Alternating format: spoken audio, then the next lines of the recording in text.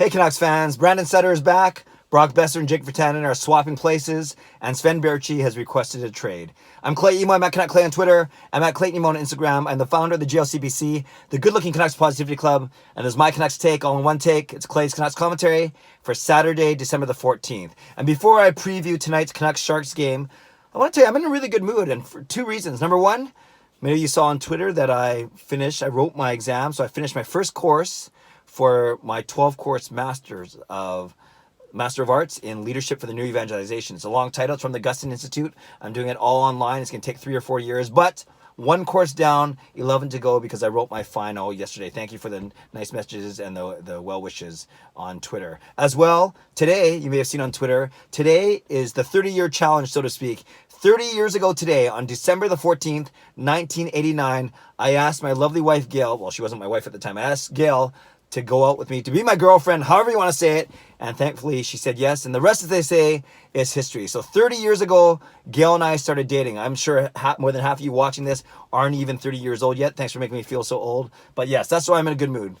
I failed. I hope I didn't fail. I wrote my final yesterday, and Gail and I are celebrating 30 years together today. All right, speaking of good mood, I hope that the Canucks keep me in a good mood tonight when they play the San Jose Sharks in San Jose. San Jose, a new coach.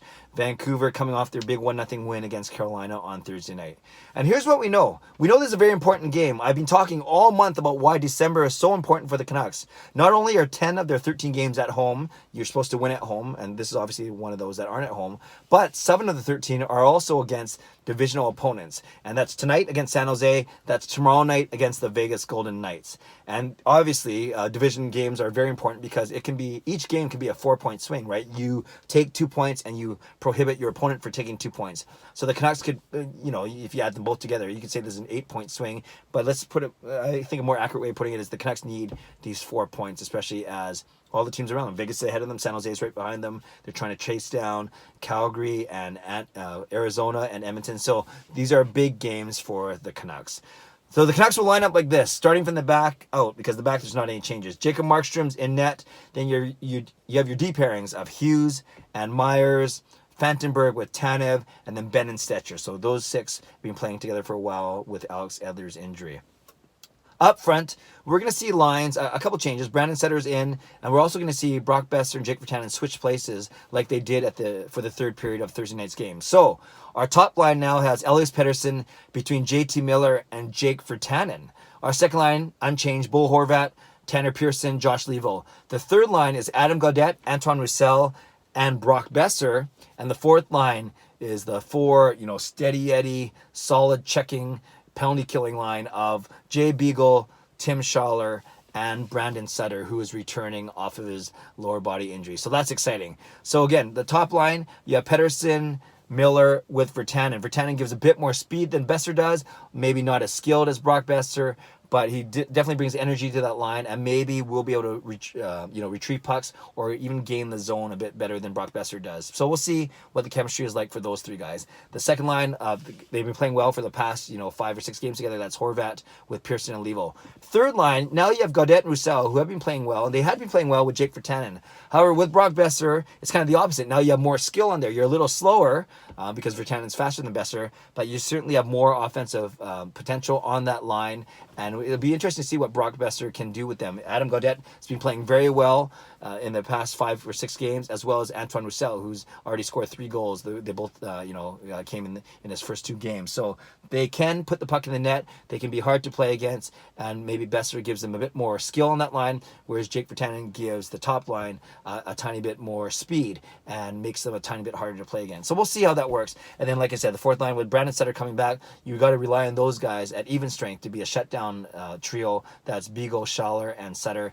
And then for your penalty killers now, you can still have Beagle with Tim Schaller, which they've been doing. But now instead of a Pearson-Miller combo, I expect it to be Sutter and Roussel, or Sutter and and Pearson. So having a second center, you can, then that with JT Miller, although he's very good, JT Miller's not taking faceoffs, not playing the PK where he hasn't been playing a lot this year. So that's a good thing that Brandon Sutter brings to our lineup. So I'm excited to see what happens. Road games are always tricky, right? Sometimes the Canucks will come out flying. Other times you'll be like, oh dang, feels like a road game. San Jose is not the easiest arena to play, and it's a very nice arena. I was there earlier this year in January for the All-Star festivities.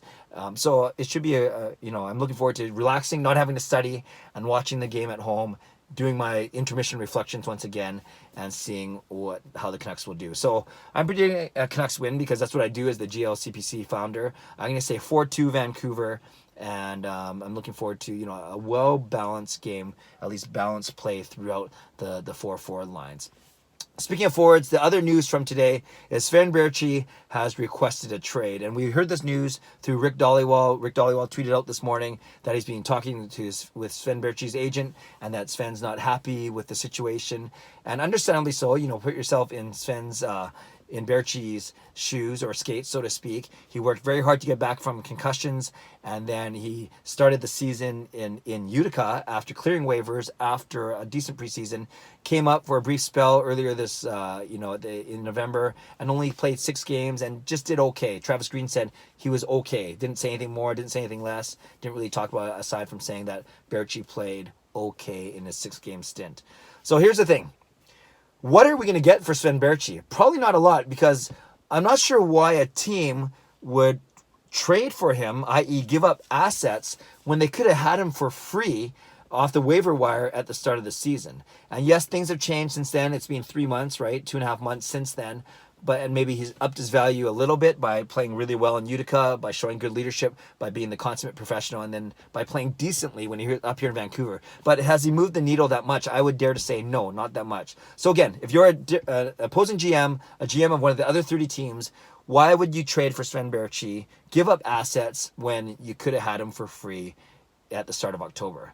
So the only reason why, I think the most prominent reason why, is maybe you have a player who's in the same situation. Maybe you have a player who, kind of a tweener, right, or a fringe player. He could do well in the NHL with a good opportunity, but he's maybe a little too good for the AHL, but you don't have a spot for him on your roster. Maybe a change of scenery is just a good thing. And we saw the Canucks do that for Alex Biega when they traded him to Detroit.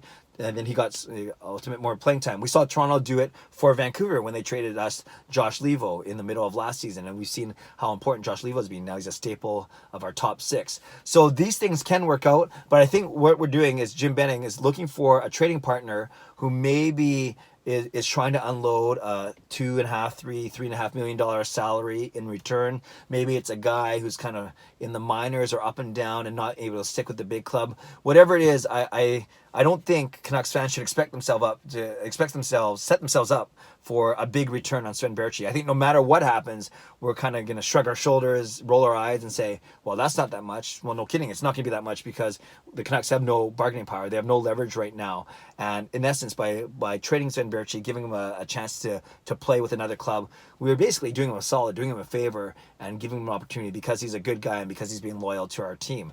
And it's neat in one way, although I like him a lot, but he hasn't made much of an impact, and the Canucks obviously think they have other players that will make more of an impact. And it's a way to get him playing somewhere else without losing too much, and from our own team. And we've seen that with the depth of the force. Tyler Mott's looking to come back. Michael Furlan still maybe down the road. Hopefully he comes back. But those are guys that would definitely play ahead of Sven Baertschi. You still have Louis Eriksson on the bench, as a healthy scratch. So you could argue there are 3, and even Nikolai Golovin. You could argue there's 3, 4, maybe even 5 guys that would play ahead of Sven Baertschi on our team. So all to say, I expect a deal to get done for the sake of Baertschi, so it's less of a distraction now that it's out in the media. I expect a deal to get done relatively soon. And no, I don't think we're trading him for Taylor Hall. But it would be more to, I studied there, it would be more to do a favor for Baertschi and give him another opportunity to play in the league. And I don't think any Canucks fans would argue with that, would quibble with that, given that he's been a decent player for us in the past, but he certainly doesn't look to be a part of our team going forward in the future. So there we go. There's some stuff to think about. Sven Baertschi, would love to know your comments. Do you think he got a raw deal? Do you think we've given him every opportunity? What do you think we can get for him? Who would you see as a viable trading partner? Let me know about that. Let me know about what you think Brandon Sutter's impact will be. Do you think the penalty kill has suffered without him? Do you think he'll be an improvement to it?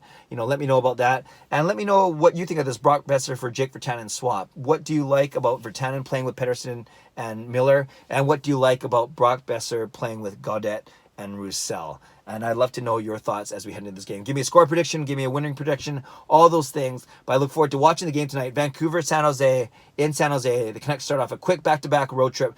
San Jose tonight, Vegas Golden Knights tomorrow night. Both very, very important divisional games. Leave a comment below. I'd love to read, react, and reply. As always, subscribe if you'd like to. Like this video if you'd like to. Enjoy the day, enjoy the game. Vancouver, San Jose Sharks tonight. God bless. Go Canucks, go.